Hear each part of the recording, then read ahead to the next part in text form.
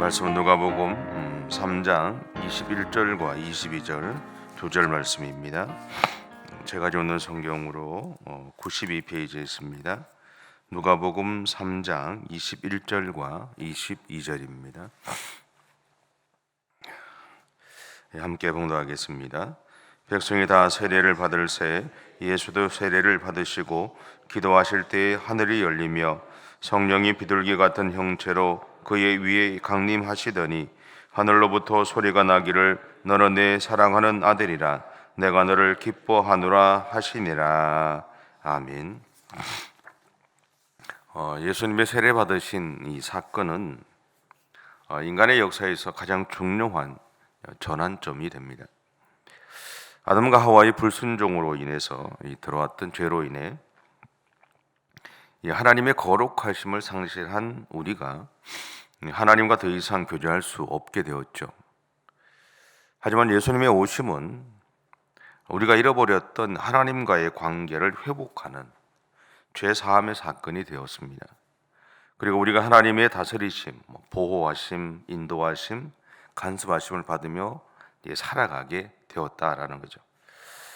그래서 이것은 인간의 역사에서 일어난 새로운 창조의 사건이 되었습니다. 또한 예수님의 오심은 우리에게 성령 하나님의 역사가 시작되었음을 알려주고 있습니다.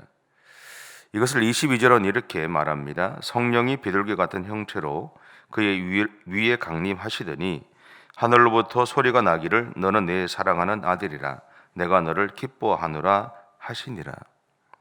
현대의 성경은 이 부분을 이렇게 번역합니다. 모든 사람이 세례를 받을 때 예수님도 세례를 받으셨습니다. 그리고서 예수님이 기도하시자 하늘이 열리고 성령님이 그에게 비둘기와 같은 모양으로 내려오셨습니다. 그렇게 표현합니다.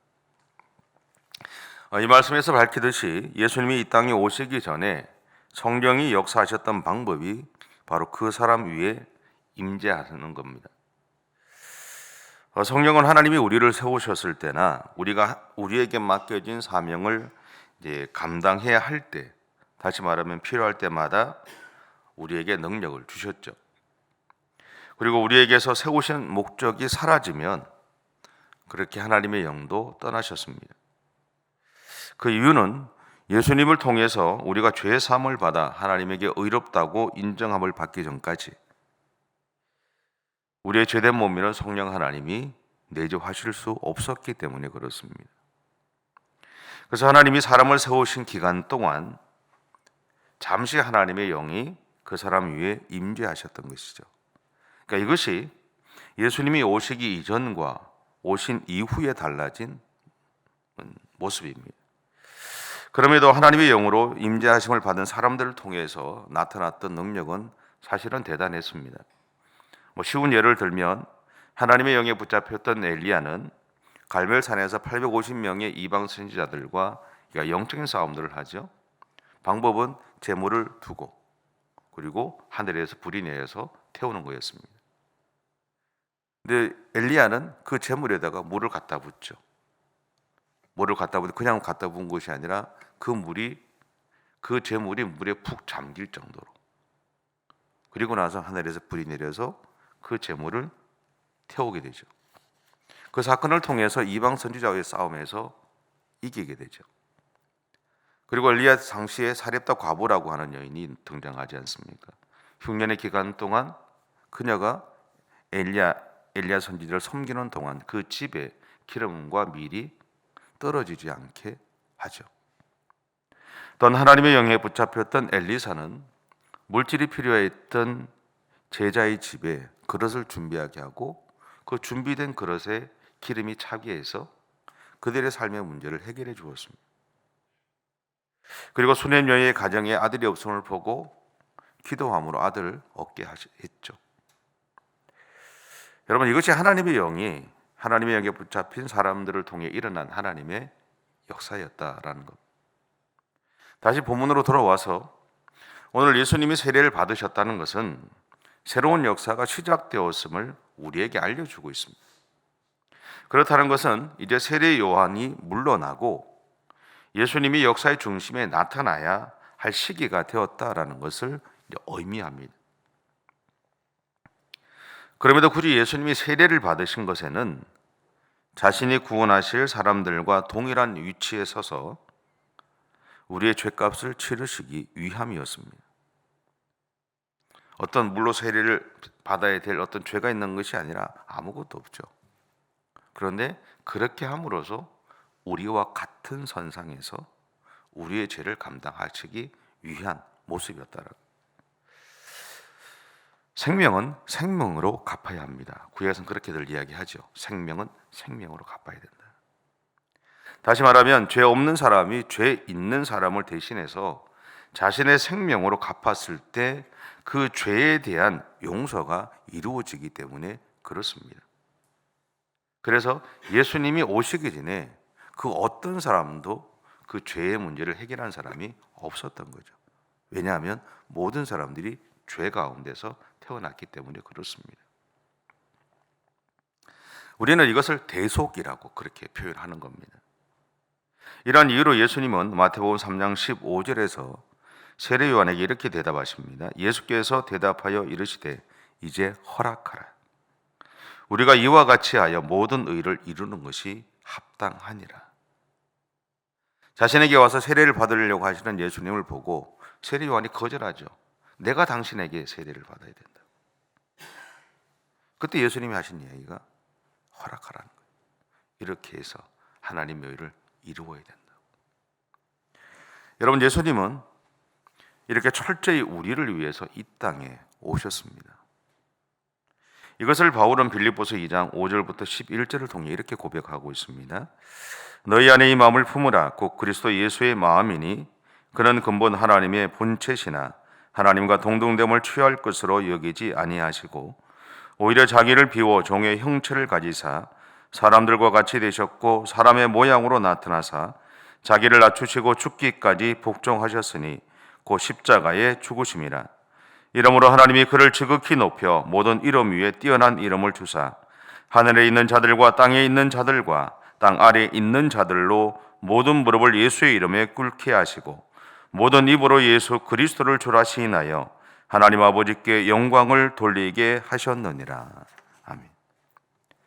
우리는 예수님을 통해서 이러한 사랑을 받은 존재임을 기억하고 사십시오.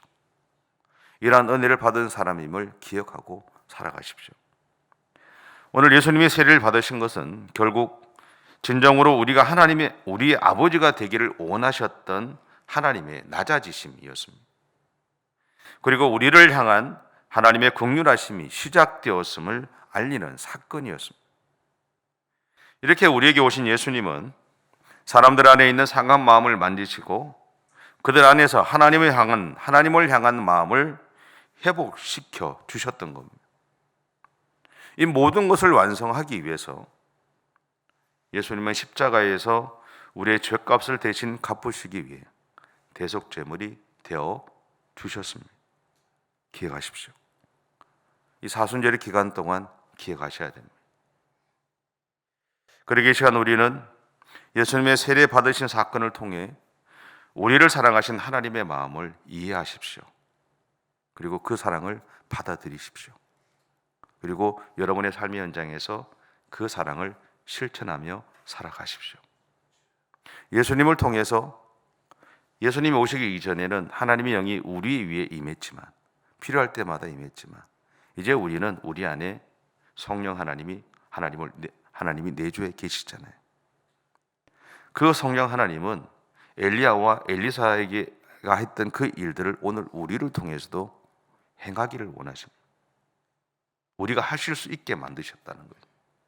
내가 믿지 못하기 때문에 못하는 거죠.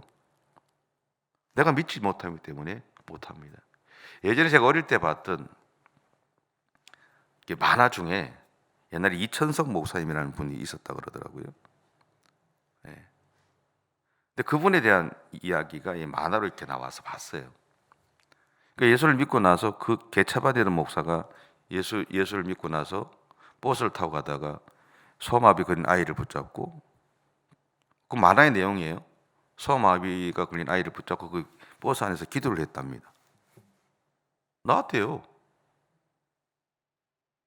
믿어지세요? 믿으셔야죠. 세상은 안 믿어도 우리는 믿어야죠.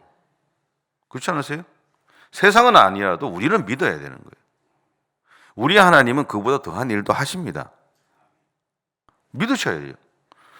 그 하나님은 오늘 예수님이 우리 세례를 받으신 사건은 우리에게 그 일을 행하도록 만들어 주시기 위해서 그 일을 하신 거예요. 그렇다고 그러면 믿으셔야죠. 여러분이 기도한 대로 하나님이 응답하시는 것을 믿으십시오. 우리 예원 참된교를 하나님이 사랑하신 것을 믿으세요. 내일 모레 투표 있잖아요. 믿으세요. 여러분이 하나님을 믿으십시오. 그분이 어떤 일을 행하실지 우리는 알지 못하잖아요. 그분이 이끌어가신 대로 따라가십시오. 순종함으로 하나님을 믿고. 이스라엘 백성들의 역사가 우리에게 명확하게 보여주는 게 있죠.